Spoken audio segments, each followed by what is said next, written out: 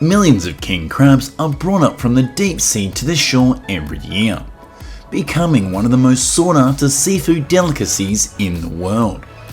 They are enormous, with long legs and sweet tender meat, a true pride of the icy northern waters.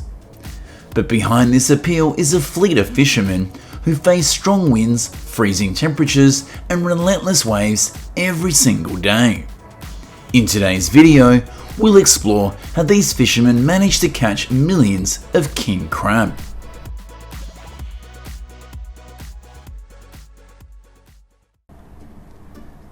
For now, let's follow the Alaskan fishermen. The journey usually takes several hours, sometimes an entire day, just to reach the chosen fishing grounds.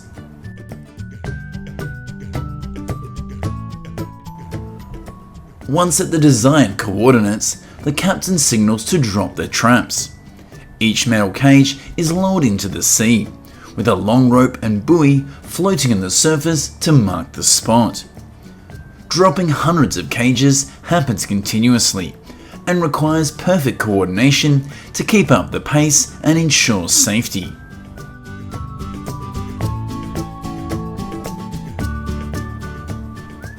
When all the traps are in the water, the boat switches to standby mode. This is when the fishermen take the chance to rest, monitor the weather, and plan the route for hauling the traps back up. According to statistics, king crab fishing is amongst the most dangerous jobs in the US, with an average fatality rate around 300 deaths per 100,000 workers each year, dozens of times higher than most other industries.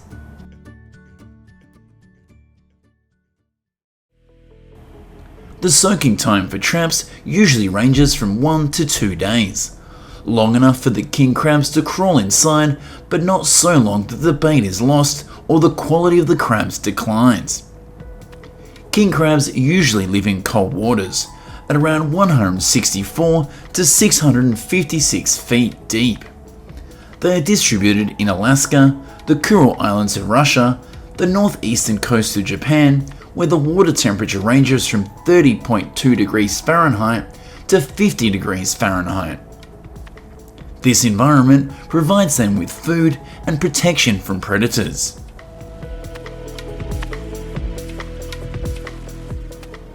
When the traps are sitting 300 to 400 feet below the surface, the real hunt begins. The bait quickly attracts the king crabs inside. Each cage can hold between 50 and 120 feet, depending on their size. Once inside, they have almost no chance of escape.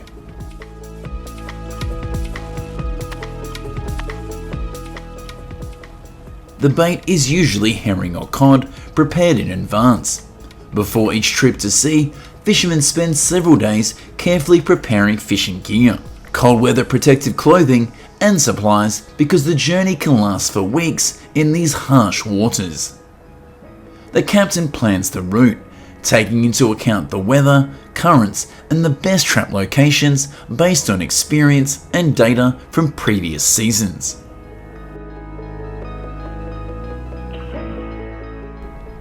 When the soaking time is up, the captain steers the boat back to where the traps were dropped.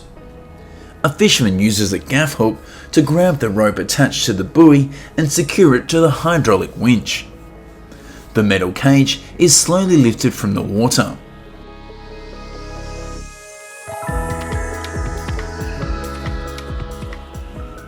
This is the moment the fishermen have been waiting for. They might cheer when the traps are full of king crabs, or sigh when there are only a few inside. It's easy to understand, as the final catch determines their income for the entire trip.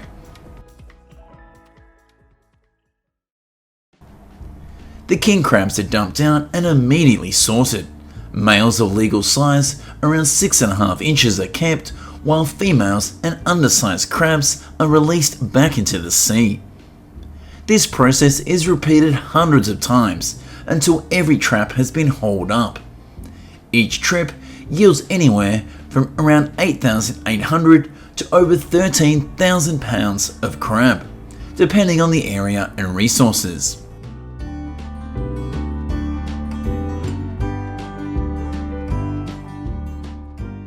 Sorting king crabs requires several experienced and quick-handed fishermen to ensure accuracy and speed.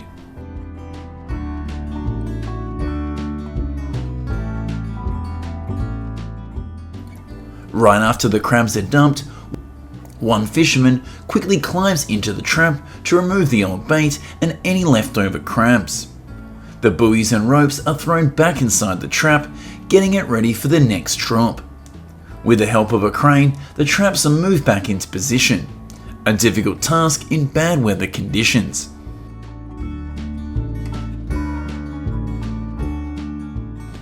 In 2024, global king crab production recorded some striking numbers. In Alaska, the US catch reached around 1,155 short tons. Russia's production was much higher at around 5,187 short tons, while Norway's was limited to around 1,065 short tons. These figures highlight the truly impressive scale of the global king crab industry.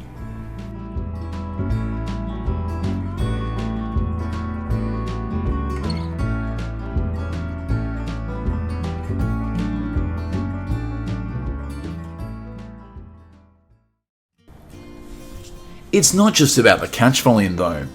The journey of king crab fishing is truly remarkable. Offshore temperatures in Alaska or in the Barents Sea often drove below -4 degrees Fahrenheit, with winter winds reaching 49 to 62 miles per hour. After just one night at sea, ice can cover the deck and all of the fishing gear. Fishermen must smash thick sheets of ice with hammers just to start their work.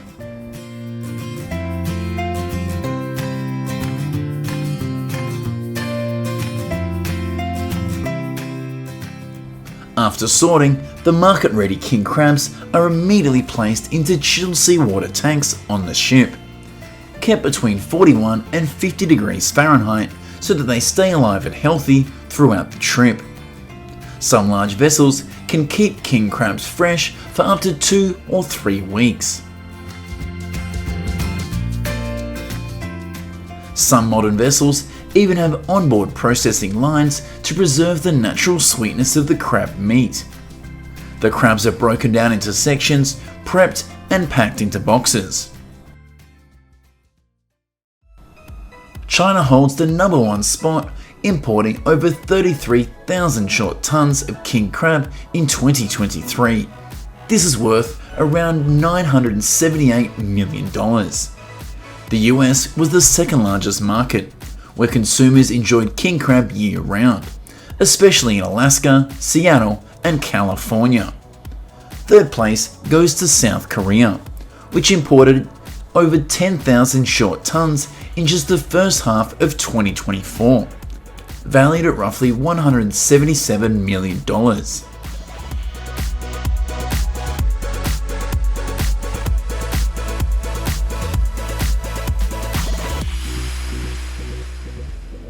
Besides facing life-threatening dangers, king crab fishermen also deal with the challenge of working long, exhausting hours throughout the night.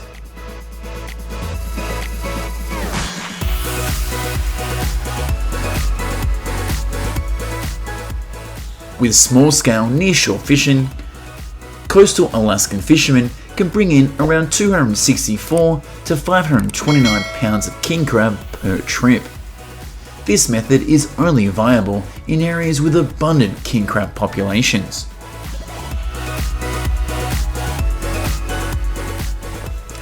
To protect king crab populations, strict quotas are set in fishing areas, banning the catch of egg-bearing females or undersized crabs. These regulations help to keep the population stable and prevent overfishing. Thanks to this, king crab fishing remains sustainable, and people can continue to enjoy fresh king crab from the cold northern waters.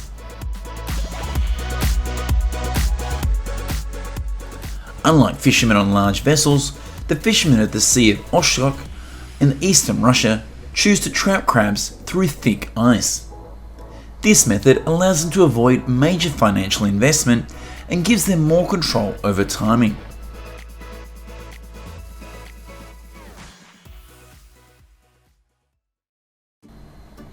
First, they drill holes through the ice. Then they use a saw to cut the opening wide enough. Next, they lower in large traps or smaller ones like this.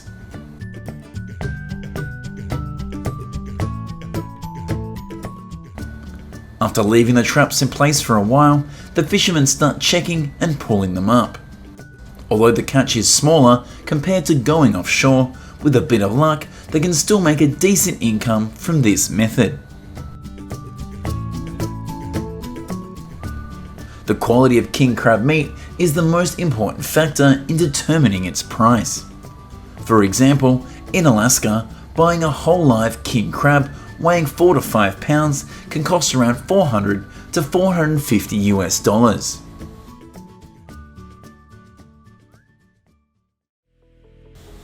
King crab is mainly served in restaurants. Most often, it is steamed to preserve its natural sweetness. It can also be used to make delicious and highly nutritious dishes, such as soups and salads.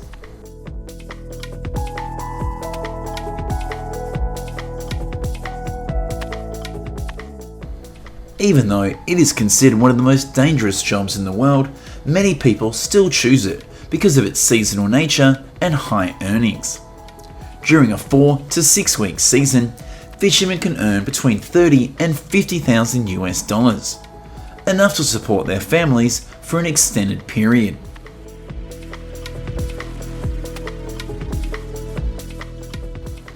King crabs hold great economic and culinary value.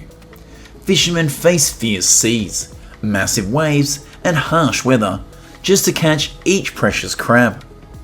This is a vivid testament to human resilience, hard work, and willingness to face danger.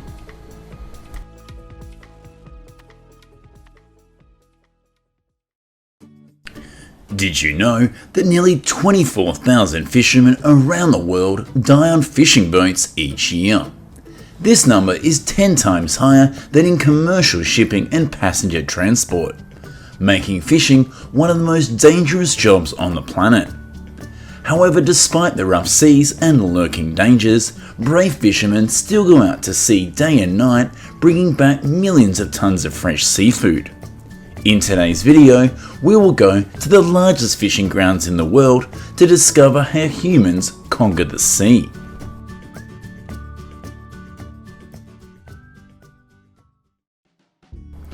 First, let's start with a familiar seafood that has immense commercial value: shrimp. More than 5 billion shrimp are consumed each year, and in 2024 alone, the global shrimp market reached a volume of 8.08 million tons. The US is currently one of the top 3 shrimp markets in the world by value.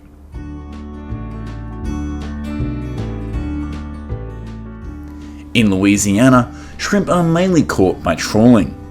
The boat moves at a slow speed at around 1.7 to 2.3 miles per hour, dragging a net along the seabed. The shrimp that come into contact with the net are gathered up. When the trawling time is over, the fishermen slowly retrieve the net, pulling in the lines, the net doors, and finally the entire heavy catch. Right on the boat, the shrimp are sorted and pre-processed to maintain their freshness.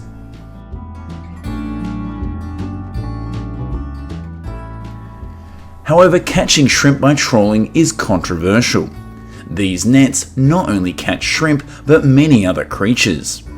Most of these creatures are often dead or dying and are thrown back into the sea after being brought on board. Statistics show that for every pound of shrimp harvested, more than 4 pounds of non-target marine life are discarded, leading to waste and ecological imbalance. Despite this, in many fishing grounds, this method remains popular due to its high productivity.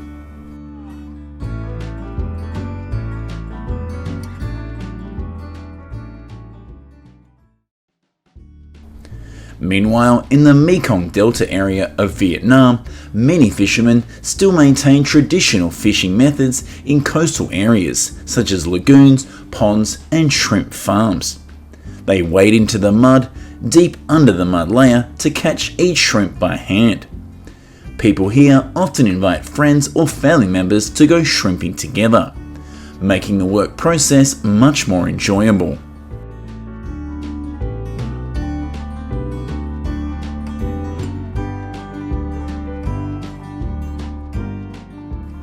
In some localities, this activity has even become a festival, where people wade into the mud together to catch shrimp and fish in a bustling atmosphere. Although this method is time-consuming and labour-intensive, it is safer than fishing at sea, and it is environmentally friendly too, maintaining the natural balance of the coastal ecosystem.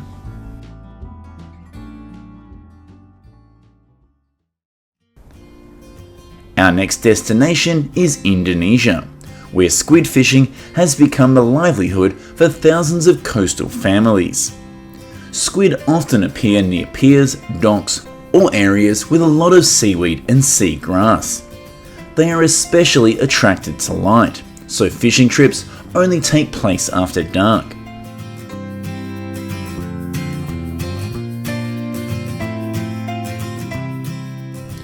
On a commercial scale, most of the squid in Indonesia is harvested using an automatic system. Fishermen here use artificial lures that look like baby squid and other marine creatures to attract squid. The squid traps are strung together along a line and then dropped into the sea.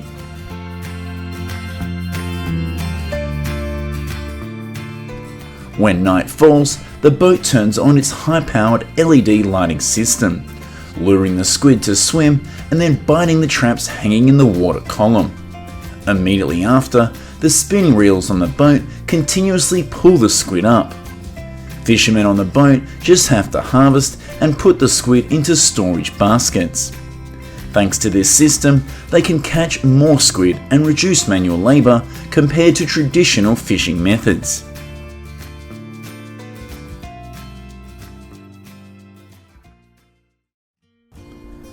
However, squid production in many areas of Indonesia is declining. Many fishermen believe that the main cause comes from tin mining activities, along with unpredictable weather. On average, Indonesia is hit by around 10 tropical storms each year, which directly affect the fishing industry.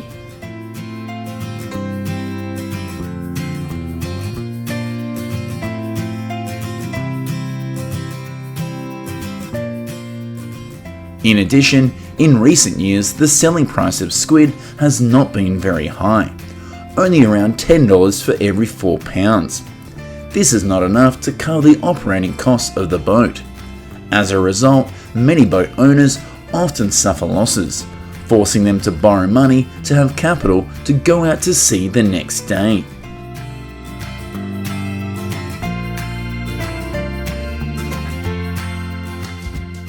When seafood becomes scarce in local waters, they are forced to venture further east. These trips often take place in groups of 20 to 30 boats. Travelling in a team not only helps them increase their chances of finding a large school of squid, but it is also a safety measure.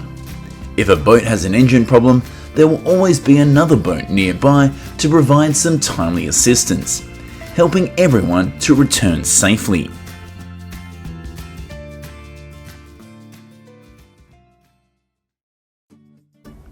Leaving the tropical waters of Indonesia, we continue our journey to the southern US, to the state of Louisiana, which is famous for its crawfish.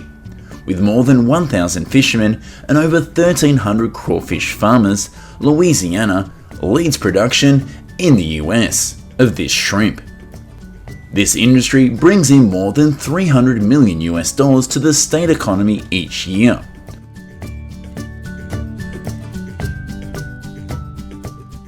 Crawfish in Louisiana are usually caught in spring and summer. Fishermen use steel mesh traps placed in areas with many red crawfish, such as drainage canals, flooded marshes, or rice fields. Sometimes they also use dip nets to harvest faster. The traps are checked regularly, almost every day, to harvest as many crawfish as possible.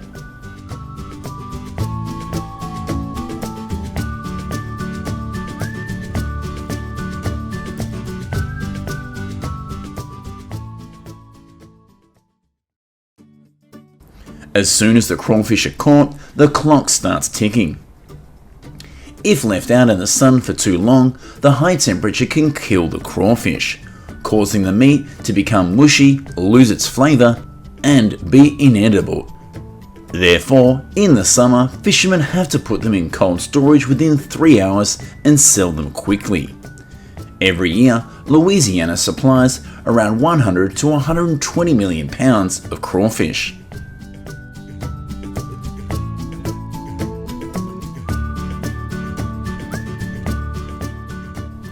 Unfortunately, in the 2024 season, the state's crawfish production decreased by 90% due to the effects of extreme weather. In 2023, drought and heat waves killed crawfish in large numbers. In 2024, a cold spell and late rains forced many farmers to abandon their crops. It is estimated that the state needs around 1.5 billion pounds of adult crawfish to restore its lost population. This disaster is expected to affect many subsequent seasons, threatening the livelihoods of thousands of families.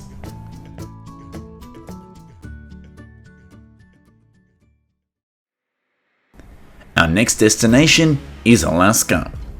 The fishing industry plays an important role in the local economy, accounting for nearly half of the private sector jobs in the state. Among them, salmon is the pride of Alaska. The last frontier state provides up to 95% of the salmon production for the entire US.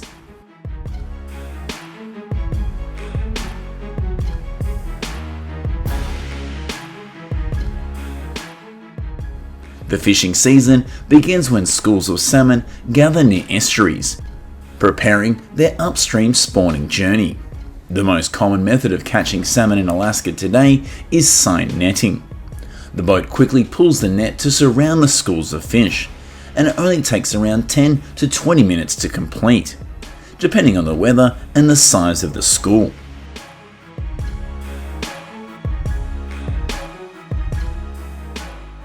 When the net is closed, fishermen pull the ropes at the bottom to block the escape route, then work together to bring the catch of salmon onto the boat. Thanks to this method, in just one trip out to sea, they can harvest tons of salmon. After the net is pulled onto the boat, the salmon are put into cold seawater tanks or ice tanks to maintain absolute freshness before docking.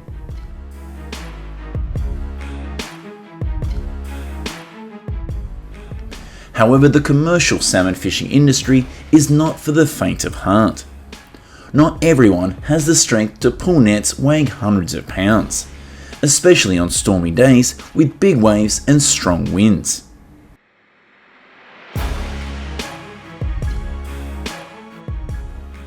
This job becomes even more difficult in winter, when the temperature at sea is extremely low, only around 41 to negative 28.4 degrees Fahrenheit.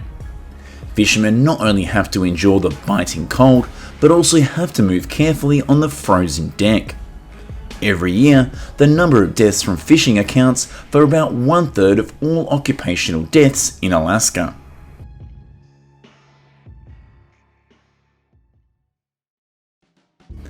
Leaving icy Alaska, we will go to warmer waters to see how fishermen catch tuna. This is one of the most expensive seafoods in the world, nicknamed the blue gold of the ocean, with a selling price that can reach $40 per pound. In 2024, global tuna production is estimated to reach around 6.88 million tons.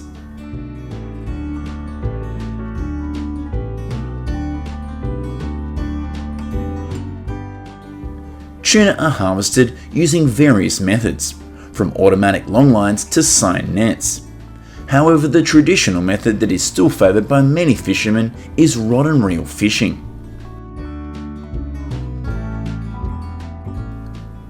With this method, they often attach artificial lures to the fishing rod so that they can fish continuously. Fishermen stand or sit on the side of the boat, cast their rods, and use their strength to pull the fish up as soon as they bite. Then the tuna are thrown directly into the boat's hold. The fishermen continue to work until they reach the desired catch.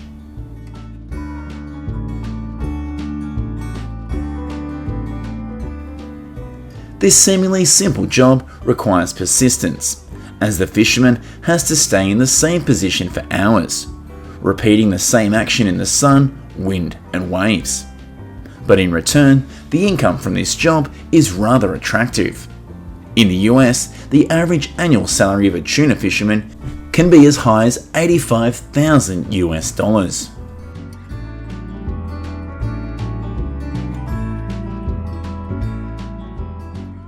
After many hours at sea, the boat docks.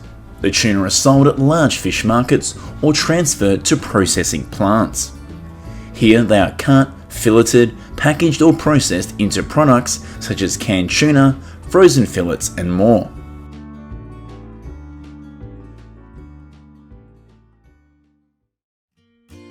From the cold waters of Alaska to the lagoons of the Mekong Delta of Vietnam, each catch of shrimp, squid or fish is the result of the resilience and efforts of fishermen.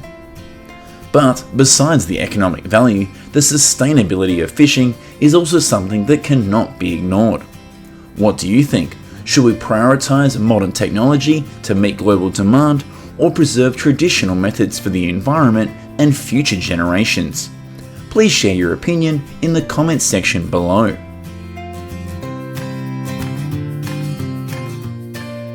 Today's video ends here. Thanks for watching. Goodbye and see you in the next video on our channel.